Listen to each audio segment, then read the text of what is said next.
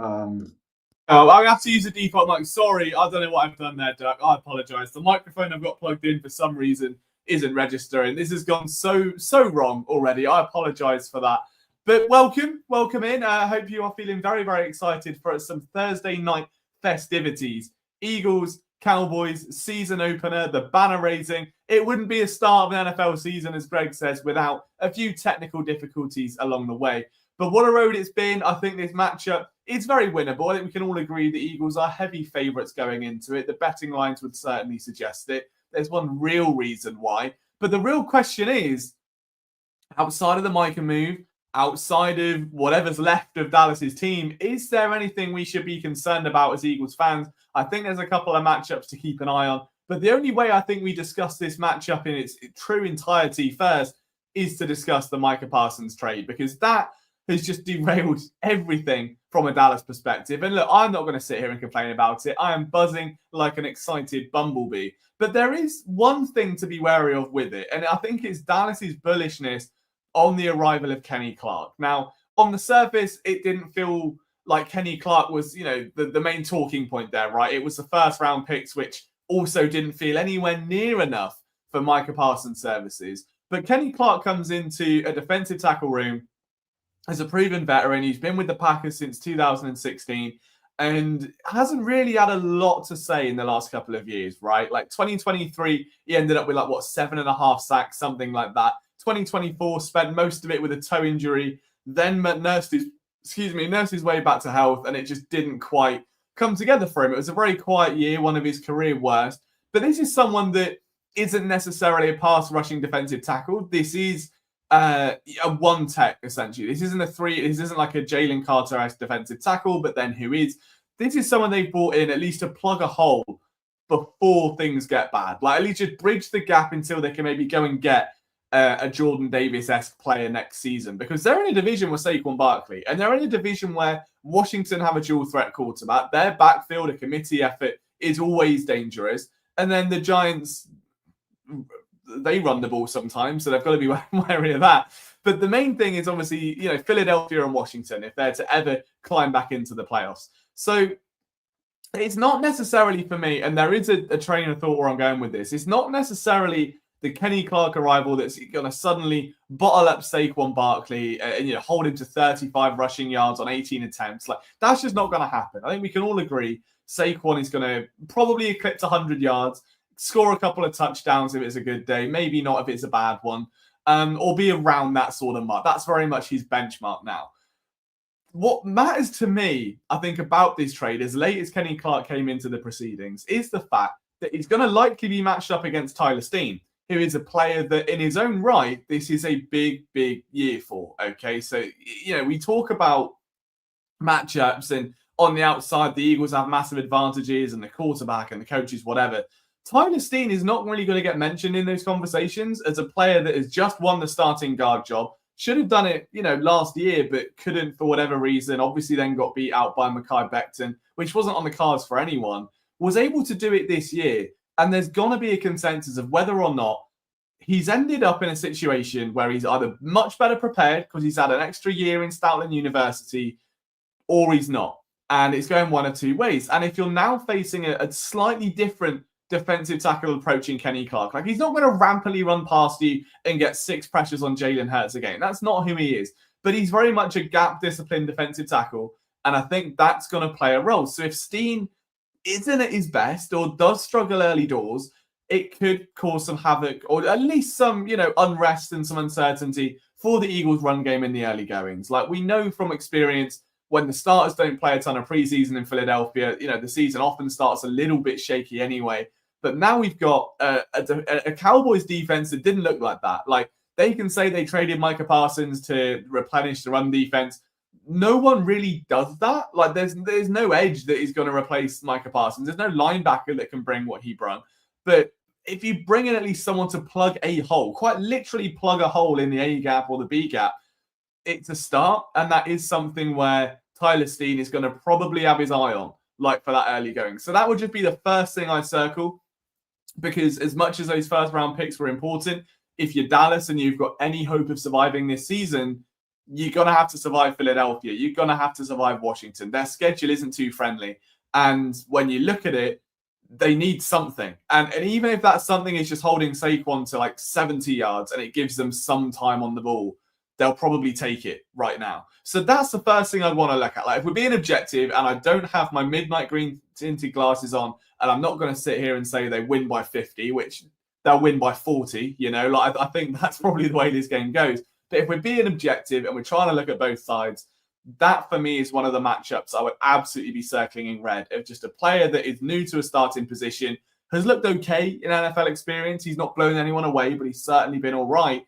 Against the proven veteran in Kenny Clark, who's just arrived in Dallas with one sole purpose, to stop what Tyler Steen's putting out, right? To try and clog those lanes, to bottle up Saquon and just give Dallas half a chance of even covering the spread. Forget winning the game, just covering the spread.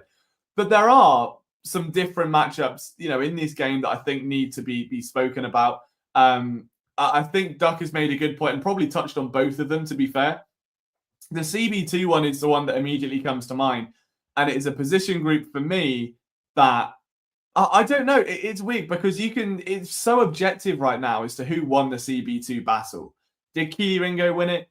Was it, Adoree Jackson? The fact they had to bring in Ja'Cory Bennett alone, regardless of how he performed, isn't a good sign. And then even the other day, Vic Fangio, stepped up to the podium in the press conference and said, well, we're going to probably see Ja'Cory Bennett at some point during the season, which also isn't really just like the grandest thing in the world. It's not really what you want to hear, is it? When you're talking about a cornerback position where I know Quinion wasn't CB1 last year, that's fine. But replacing Darius Slay and then moving Quinion to CB1, and then you're essentially replacing Quinion Mitchell because he's now replaced Darius Slay, it's tough. And that's a big responsibility. And when you look at how impactful Quinion was last year, how great he was, there's every reason, that teams were targeting him because he was a rookie, because, that learning curve is quite steep. And it is what it is. Teams are going to throw his way because they rather would go there than a proven vet in Darius Slay. We're now in a spot where Dallas have ended up with a bit of a wide receiver change, right? You've got Jalen Tolbert, who can be moved around a little bit. George Pickens, who had a bit of an advanced slot usage last year with Pittsburgh. Nothing too notable. And I know he had attacked Amon-Ra St. Brown for some reason, presumably. But, you've got two guys that are interchangeable. Different setup now in Dallas. Like, realistically, Ringo or Jackson or Bennett, whoever it is going to be seeing a lot of Jalen Tolbert, which I don't like because Jalen Tolbert is lethal. He's one of them where if you played daily fantasy, you'd sneak him in for like $3,000 and he'd put up, 60 yards and one deep catch, and that's kind of all you need from him. And then you've obviously got George Pickens, who's a little bit more of a known name, a little bit more known quantity.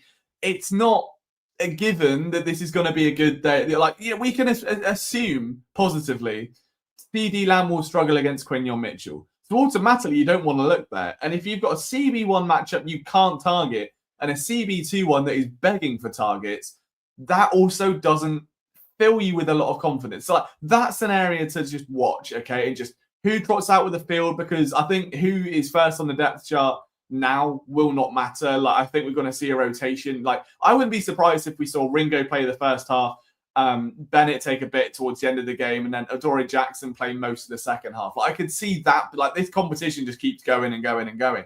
Wouldn't surprise me in the slightest. But that is something I think we really have to just, be objective about, because this team's too good, right? Like, everywhere else on this team is phenomenal. And we're not going into this game going, well, the linebacker's really weak, and that's always been a problem, and now they're going to get, violated. Like, they're not, because Jahad Campbell has looked amazing in preseason. He's a first-round pick. Zach Bourne was an all-pro last year. Jalix Hunt is versatile enough to play that, the Sam spot or down on the edge. And then you can go further out from that, and you've got a guy like Jeremiah Trotter Jr. that can make an impact in a pinch as well. So linebacker's been transformed. There aren't any other spots on this roster outside of CB2 that are weak, or at least uncertain, where you don't have a designated guy you can hang your hat on. And that, for this coaching staff, is rare. Because if you look at, the Nick Sirianni tenure, all they've done at every spot is find a guy they can hang their hat on. Jalen Hurts, A.J. Brown, Devontae Smith, Lane Johnson, Jordan Mailata, Cam Jurgens, Landon Dickerson. The only one we haven't seen on there really is Tyler Steen, but Dallas Goddard, of course, was another one.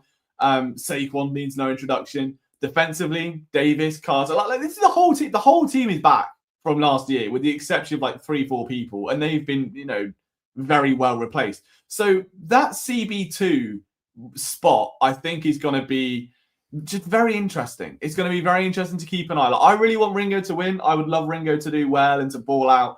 An interception for Keely Ringo in week 1 against the Cowboys would just go down so well. It would go down like a mulled wine on a cold November night. You just cannot get better than that. Like for Keely Ringo, for someone that is tried and failed to win that starting role, but has flashed so much in previous games that I would love it. I would absolutely die to see Keely Ringo pick off a pass. Don't ever utter those words again, Greg. Please don't utter those words again. We can't be tolerating that in Big 2025 when it's not on. Miles Sanders' revenge game would be 27 yards and 1 fumble. I'm kidding. I love you, Greg. But yeah, hopefully not a Miles Sanders revenge game. It's just funny, that fall off. And also then the upgrade from Miles to Saquon. Like, you got to imagine Miles is a little bit miffed, given that he, of course, shared the Penn State backfield with Saquon, then leaves and he gets replaced by Saquon eventually. Like, it's not a good look. But yeah, hopefully we don't see that. And he just ends up, stuck in the rotation as he seems to be. Couldn't do anything in Carolina. I don't think there's any real threat of Miles Sanders doing much of anything. But, if he can be given a wide open hole and can avoid cutting outside and running into a blocker, and then can avoid dropping the football, he might pick up 6 yards on Thursday night. And it's a big line. I won't be betting it, but it's a big line, 5.5 yards for Miles Sanders. Hang on, my chair is just absolutely collapsed and it is doing my head in. I don't see this defense solidifying until week 4 to 5, says Duck. By then we'll know who will be cornerback, and McCube will probably be starting. And that's the other spot, right? That safety spot, as Duck mentioned earlier, when he left that comment about CB2. That's also the big one, is that I want Drew McCuber to do well. I think he also had that, great breakout in preseason where he had the nasty interception, which realistically, was it a flag? Would it have been a PI in a game? My chair's genuinely broken, and I don't know what's going on with it, and it's winding me up. But yeah, like McCuber, I think, is going to be the entrenched starter eventually. Who they go with in the meantime is genuinely anyone's guess. Do you just go with an older vet? Do you put Marcus Epps in there now, despite it being signed so late? Do you call him up anyway and then risk? There's some decisions to be made there at safety. Or the more likely option, you just move Cooper DeJean into that box safety role, and then you maybe trot out a slightly younger, slightly different defensive back in the nickel. That's an option. Do I trust Matt McPherson based off his rookie tape? No. Do I trust him based off the coach's investment in him and the fact that he actually did look pretty good in preseason? A little bit more. So I'm willing to admit that, I was wrong on Matt McPherson. I'd like him to do well. So we'll see. That's an option. If you're really uncertain at safety, Cooper DeJean exists. And I think that's a very good spot to be, to have that, at your disposal. What's that, Martian? Nice to see Manchester United. I'm not a Man United hooligan. Charlton Athletic hooligan. Now we're talking. But I will not tolerate Man United chat in this stream. Not tonight, sunshine. Charlton Athletic all the way. I'm looking for the defense to get right by the Denver game. I think, again, if we're to go off the last 2 years, we can't, as much as we would love the Eagles to come out swinging and drop 45 points on the Cowboys and they put up 7. Is it going to happen? Do the Eagles start 3 and out? Do they get a field goal in the first quarter? That Green Bay game in Brazil was so unbelievably sloppy that I wouldn't be surprised. We'll see an upgrade from it, I think. I think the team has learned. They've learned every single year. They've got better every single year under Sirianni. I think that we will see a better version than what we saw in week 1 last year, but also wouldn't be totally surprised if it's sloppy, if there's some drops, if there's some plenty of flags on both sides of the ball. I can see that happening. And yeah, we just have to settle in. I think you're absolutely right with that observation. CD will be against Cooper DeJean. I'll be shocked if Keely plays snaps outside of injury or blowout reps. Don't say that. I want him to do well. I really want Keely Ringo to do it.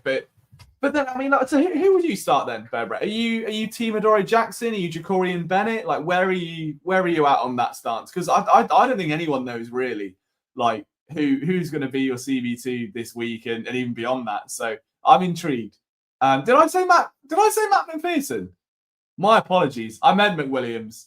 My apologies. That is a terrible, woeful effort from me. Matt Watson, nice to see you, buddy. 8.5 is quite the spread. Well, look, I've already been hammering shark money onto it, and it has come down. All right. Oh, it's gone up. Sorry. It was originally 4.5, and I put so much money on it that it rose to 8.5. So I moved markets. What can I say? Sana's getting 30 yards and 20 touches. We all know that's the truth. Completely agree. Carter and Davis will be giving Dak fits because he won't have any comfort in the pocket and try to run outside and get plastered. I mean, that's the plan. That's the plan. I think the big thing is well, I was going to allude to it, and Greg's kind of used it there. Like, I can see Dallas just being annoying and pesky. Like, they know they're not going to control possession. That every single offensive drive for them is paramount. Because if you go 3 and out, and you can just have Saquon Barkley going 4 yards, 5 yards, 4 yards, 3 yards, 5 yards, a 4-yard slant to AJ Brown, 20-yard pass down deep to Smitty, a swing pass out to Shipley or whoever. You know, I think that they know that for every 40 seconds they have the ball, the Eagles will have like 2 to 3 minutes. They have to score, and they're going to protect the ball to keep it away from that offense, I think, as a result, and just give their own team a chance. And the only way they do that is swing passes, it's orbits, it's screens, it's all of that sideways nonsense that, you know, San Francisco kind of popularized for a little while with Debo. I don't know. I think that the Eagles are instinctive enough and athletic enough defensively to move side to side. Like, we're not talking about a linebacker group where no one could move. Like, when Michael Kendricks was your best side-to-side linebacker, like, the standard wasn't that high. And since then, we all remember Nate Gary. We've all seen that. This is a team, like, if you look at someone like Jalix Hunt, is the first name I think of, where if you're going to play screens and you're going to play it horizontally, players that can blow up those plays are freak athletes. And Jalix Hunt just ticks that box. He can line up on the edge. He can play an outside linebacker. He's so tremendously fast in short area bursts that he's a menace to society. And I also think that Zach Bourne is in a situation now where he has just had the most validating season of his career. Can look back on it and be like, all right, maybe I can attack this now with a little bit more mojo.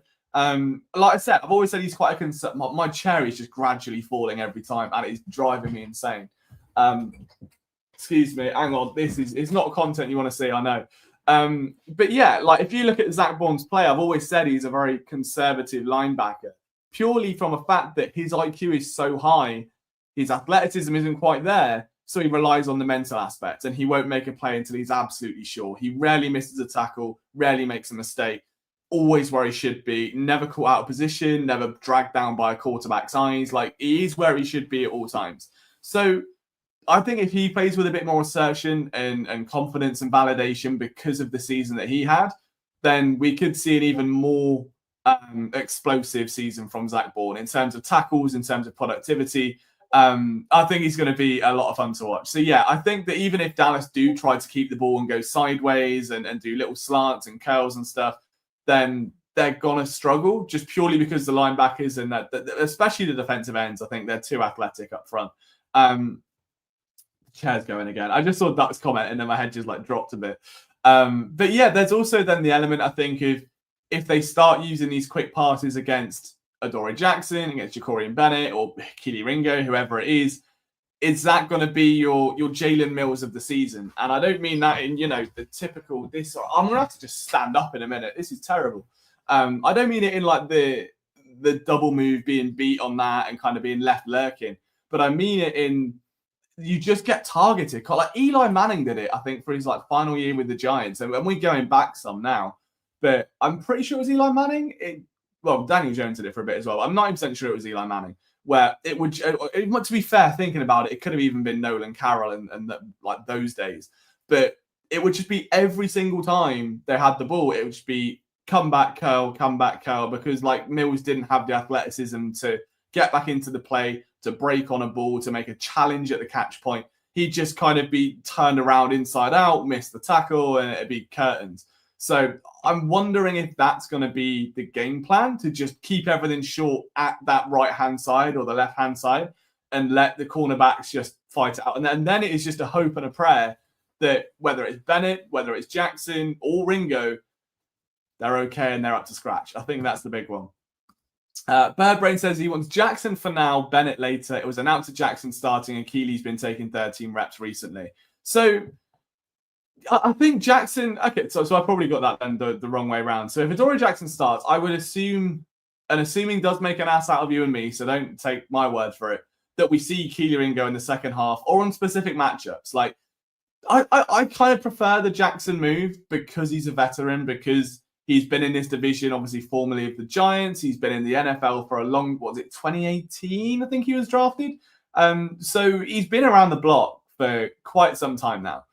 You've got someone that knows what they're doing, that knows where to be, that's now had a full off season. And to be fair, like if Keely Ringo didn't blow him away, I don't think that's an entirely bad knock on Ringo, as much as it is just Jackson hasn't lost it yet. Like maybe he isn't a James Bradbury level corner that's just gradually fallen off, and he's instead just a defensive back with one last shot here to get himself a Super Bowl, to get himself another contract. And he's fighting with everything he's got. And you're also going up against some of the best receivers in the world in AJ and Smitty every single day in practice. You're never going to look great against them. You're always going to look good at best if you're lining up against like AJ and Smitty. So I would, especially for week one, lean on that. But I think should the time come, give Keely Ringo the reins and just see what you can do. But it depends. I think it's contextual. Like if Keely Ringo goes out and starts, losing a chunk of yards, if he starts giving away pass interference calls, if he's just not at his best, then you are going to have to go with the vets. But it's also nice to have the optionality. So yeah, I agree with the sentiment that Jackson should get it. My personal opinion is I want Ringo to, just because I like him and I love the skill set. Like it's so rare to see a corner be that size with that wingspan move the way he does. Like I always find like the ganglier cornerbacks, the ones that built like me with the long tree arms, tend to be very tight, tend to be very tightly hipped. They can't really move very well. They end up just being a bit snaggy. It's very janky in the movements when they try and make tackles. Keely Ringo moves like he's a slot receiver, and the way he's able to flip his hips, stay in the hip pocket, he locates the ball really nicely. He's just got all the fundamentals you could ever want.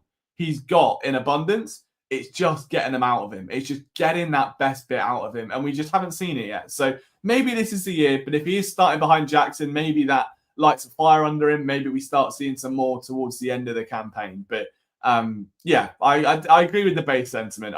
It's the same where I could be like, I think we can all agree Devontae Smith should start in any scenario over John Hightower. Would I want John Hightower to start?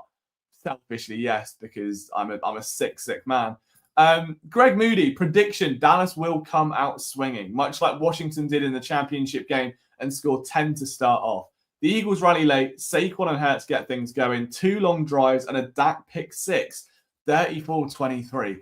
That is I love the way you've looked into that crystal ball and you've just stared at it and you've sapped up all the information, given us a whole game script. And if that actually happens, we will have to start, calling the FBI, the SEC, anyone else that can be involved, because that kind of psychic power shouldn't be allowed. But if you don't want me to call those people and you do just want to give me betting tips, stock picks, where houses, the price of houses will crash so I can buy one, any of that'd be amazing if that prediction comes in, because I love the game script of it. It's very cool.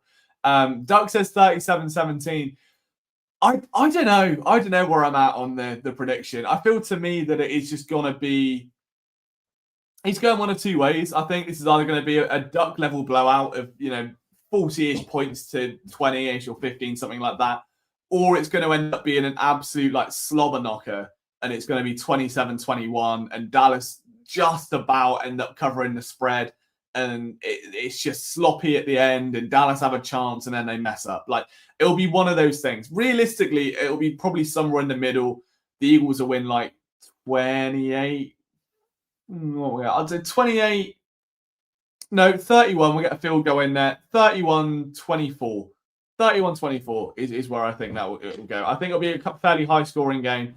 But then again, you're also banking on Dallas to score. I don't like any of the Dallas players, offensively, outside of CeeDee Lamb.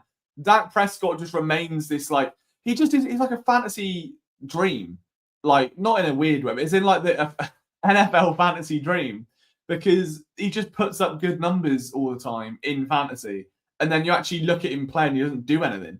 So, like, yeah, I can't imagine Dak Prescott doing much until he absolutely has to be honest with you. And he's trying to force it. Like I said, I think if I'm the Cowboys head coach, my thesis is keep the ball short, keep it away from other, like corners and stuff. Keep it away from trouble. I want the ball out quick, so you have to nullify Jalen Carter. I don't want Nolan Smith anywhere near me. The running backs aren't going to do anything, so I'm going to have to get the quarterback running and just use the receivers on screens and slants. That's the only hope they've got at maintaining like any kind of hopes of winning this game. So, yeah, we want to be a little wonky 30-20. That's kind of my sentiment there. I think it'll be a fairly high scoring game. Like, the Eagles should put up 30 plus, really. But I just can't wait for the first drive to be a fumble, or it's going to be like 3rd and 28 and they have to punt it away.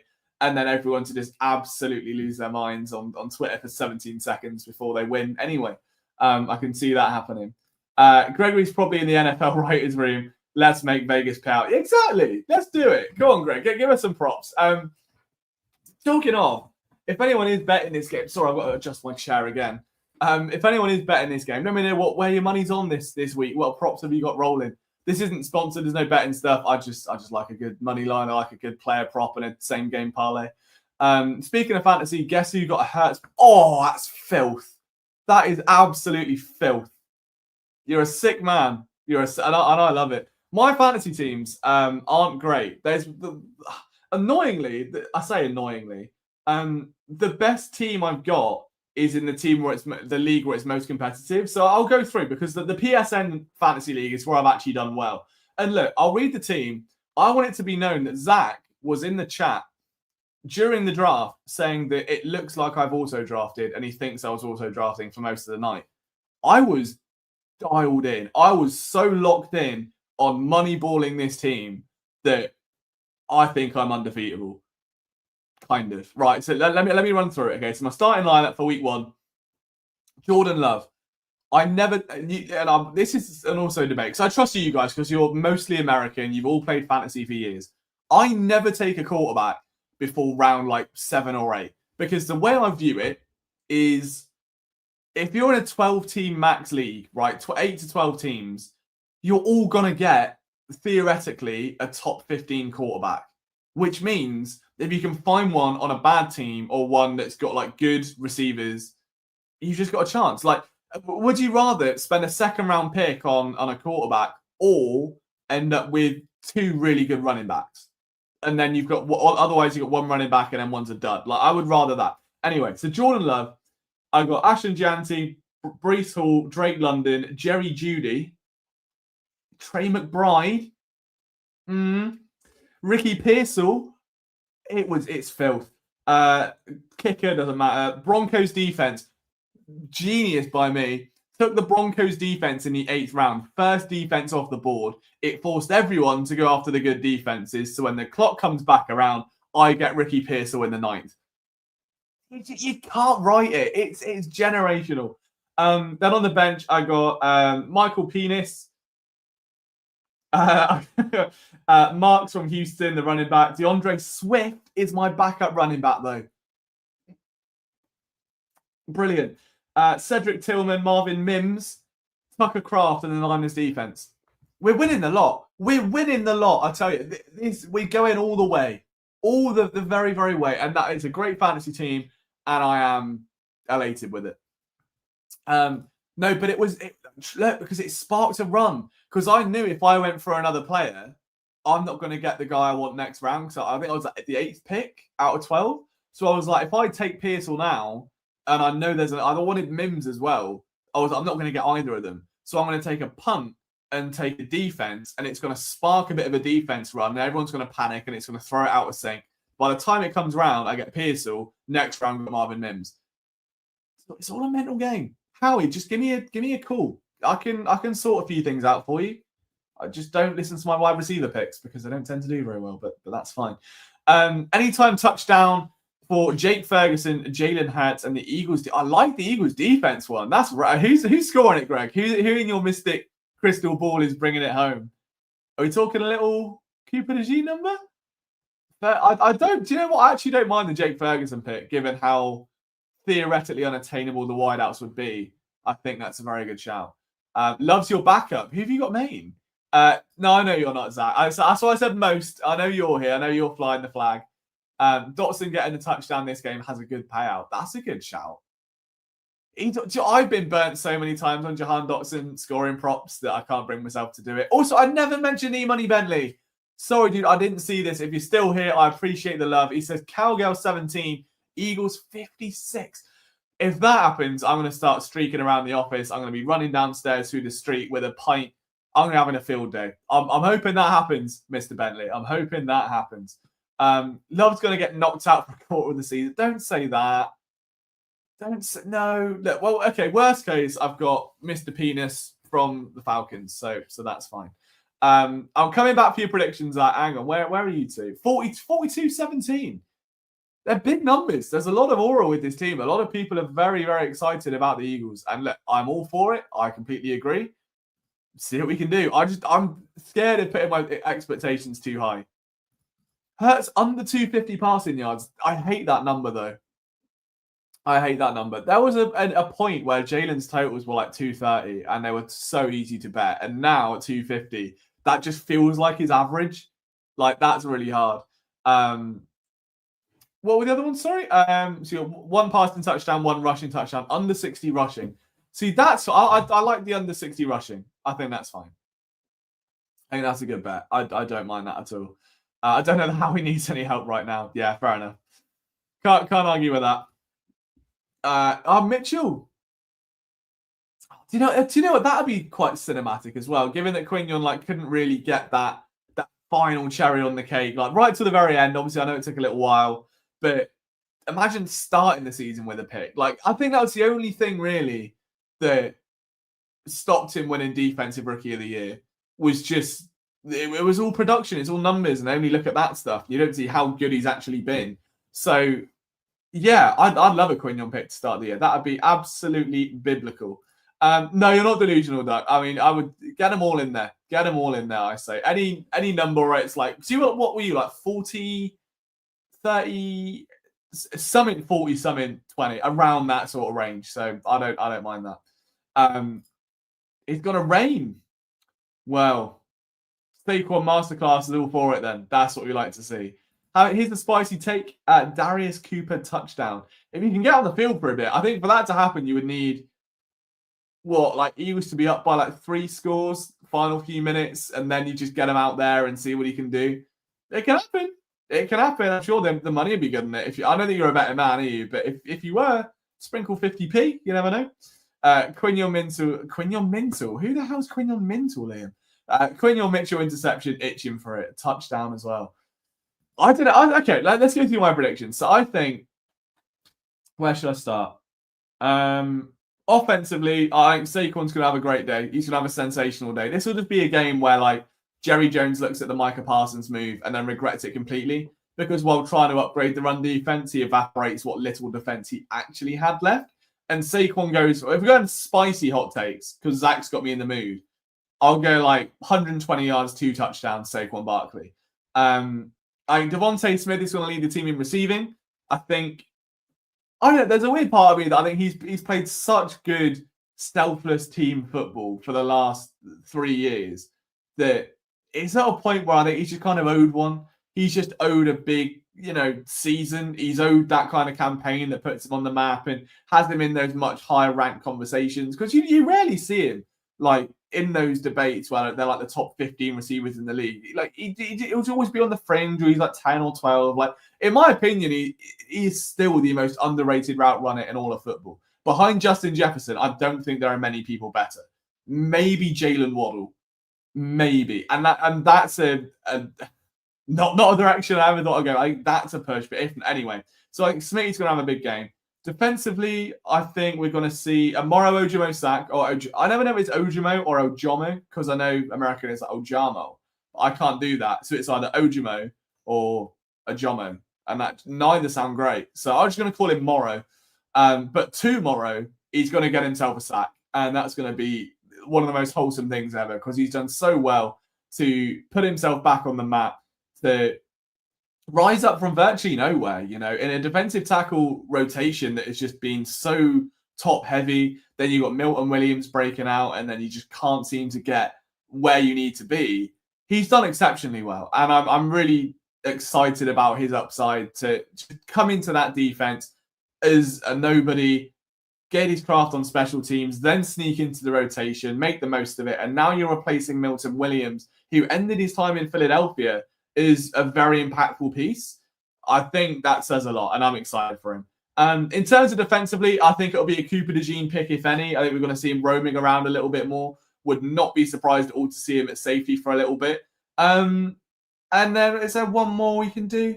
I think we're going to see a final score of, drum roll, 34-24. That's fair, right? It covers the spread. It's a 2-possession win. You account for higher scoring because Saquon's going to run rampant, and the Cowboys are just going to be sort of all over the gaff. I think that's fair. It's or you could end up winning like 10-3. Like it's one of two ways. But it's the first game. It's always a bit rusty. I think we're going to see some spicy football, and I can't wait. Who scores the Eagles' first touchdown? A Hurts tush push. Birdbrain's onto something there as well. Tush push for the first touchdown of the NFL season as an FU to the league. Do you know what? Yeah, I'm with that. I think I could spout some names. I could say Smitty. I could say like a little rogue one like Grant Calcaterra. Realistically, if that happens, it is just the most like ice in the veins, like inject it moment that I think we've seen. And I would I need that. That's the one from all of the stuff we've discussed in this stream. I need that. What Birdbrain has just cooked up there, I need that, and I want it on toast, and I want it now. And we're going to find out tomorrow. But I think that's kind of it. Now, I'm going to be honest. I'm going to get an early night because tomorrow morning I will be up until about 6 a.m. for Friday. I think the game starts here at 1:30 in the morning, which it's not the way I want to start my season, fellas. All right, I want to start my NFL season with a pizza and a beer, watching it on the sofa. Then the Eagles finish at like 9 p.m. I write the recap, I trundle off, and away we go. Starting at 1:30 in the morning, and as I'm now getting older and I'm 30, like I'm getting to a point where look, I'm going to lose my starting role in a minute. I'm going to be benched because my legs are going, I'm falling over everywhere, I'm giving up big plays. So I need to get my beauty sleep, and there should be, depending on, I guess, time to a point, because I don't want to wake my girlfriend up before work at like 5 in the morning just shouting. But there should be a post-game stream. At the very least, there'll be a post-game article, and we'll do a stream on Friday night recapping the Thursday game. But the aim is for a Thursday night stream after the Eagles and Cowboys game comes to a halt. So stay tuned for that. I'll try and tweet about it in case anything changes. Or maybe we do a pre-game show for an hour. We'll get cooking. We'll cook something up, and we'll get rolling. But yeah, I'm going to call it a little bit early just because I want to have a hibernate like a bat for the next 24 hours, so I've got any hope. Get you on a stream. They just want a Charlton fan on here, to be honest.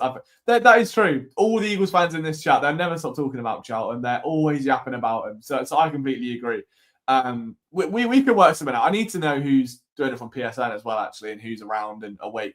But, ladies and gentlemen, this is officially our last goodbye until Eagles football, which is the most beautiful sentence to say outside of something that could be uttered out of Scott Hansen's mouth. I think that is a good... Oh, sorry, Chris Hansen. My names are all over. You can see when he's to go to bed. Chris Hansen. Whoa, Scott Hansen. Hang on. Chris Hansen's the other guy, and he does the naughty videos where he's like a hunter. I don't know.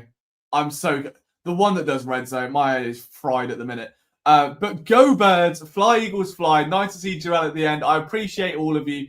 Thank you so much for another off-season of chaos, for sticking with us as we continue to grind through YouTube. It's not lost on me. I love you all very dearly, and I know Brian and Zach and the whole Flipping the Birds gang feel the same. And we can't wait to spend another season with you talking about this team. That's the one. See, I thought Chris Hansen did Red Zone there for a split second. I knew that wasn't right. So I appreciate you. 7 hours of Catching Predators about to start right now. But yeah, guys, you're absolute stars. I appreciate you more than you know. I'll see you soon. And more importantly, we've got Eagles football to take us until that gap. So Can't wait for it. We'll see you tomorrow night. Go Birds. We'll see you soon.